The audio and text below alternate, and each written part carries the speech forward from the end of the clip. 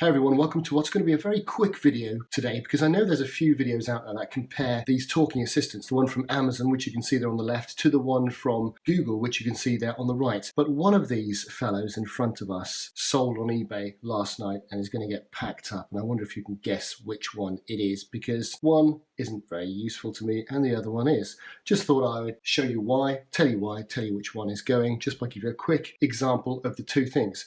Now, out of the box, they both are fairly similar, different in size, but fairly similar in nature, just different companies, personal assistants. You know all about them. If you don't, you might want to go and find it out somewhere else. There are some fundamental differences in that this one over here, you can adjust volume manually like that, and it's got a couple of buttons on the top. One is a mute button and one is a push to talk button. So if it can't hear you, or if there's lots of other stuff going on, well, you can press that and it'll then activate, so you don't have to say its name. You can also change this one's name. You can call it a couple of different things. I'm not going to say one of them because it'll start talking right now. This one here, you change the volume by basically doing that or that, and it's got a button on the back which is a mute button. The microphone is muted. The microphone is back on. Voila, as opposed to the boom over there. Those are the kind of the physical differences, and that might make a difference to you. The big thing for me was straight away, one of them has access to music, limited range of music, and the other one doesn't. Okay, Google, play some Bananarama.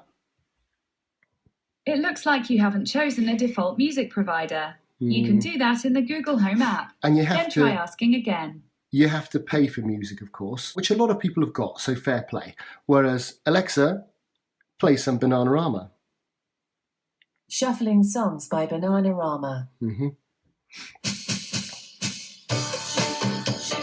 Yeah, Alexa, stop. We better stop that. Now, you might argue that Alexa lost that because she actually played Bananarama, which who thinks that's a win? But actually, the fact that, Alexa, shush.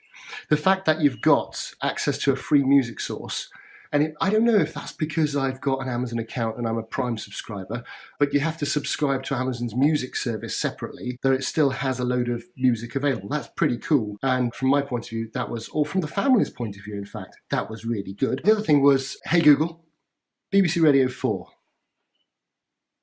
I looked for BBC Radio 4, but it either isn't available or can't be played at the moment. Alexa, BBC Radio 4. BBC Radio 4 from TuneIn. Circumstances which allowed me to Alexa, astonish. Stop. Okay, two big things there straight off, which for me were just winners for the one on the left, I'm afraid. The one on the right, maybe you can get tuning installed. Haven't worked it out yet. The one on the left, I think it just worked out the box, which was pretty impressive. As opposed to other stuff, well, they're much of a muchness. I know there's a lot of fuss made about the fact that the Google one will allow you to continue a conversation, well, only in certain situations. And the Amazon one will also ask you for feedback occasionally, so that's not as big a thing as it might be. Apart from that, they're all basically the same. There's many more apps available for the Amazon one because it's been around a lot longer. And it comes in different shapes and sizes, of course, again, because it's had various iterations. And you can pick up, like the one you see in front of you, which is a second generation, a lot more economically than maybe the one on the right. A couple of other tests for you. Hey, Google, how do I boil an egg? Okay, I've got a recipe called soft-boiled eggs from Delia online. Does that sound good? Go on then. Sorry, I didn't catch that. So, fair enough. Alexa, how do I boil an egg? To boil an egg, put a pinhole in the round end to avoid cracking and cover in boiling water. Boil for 3 minutes for soft-boiled or up to 7 minutes for hard-boiled. Fair enough, and they'll give you different answers at different times depending on the way in which you ask the question and the variation of your words, of course, because it comes down to an internet search. Weather-wise, another application. Okay, Google, will it rain today? I'm having trouble understanding right now. Sorry. Hey, Google, will it rain today? Yes, it's expected to be raining today. Alexa, will it rain today? It might rain in Heath today. There's a 67% chance.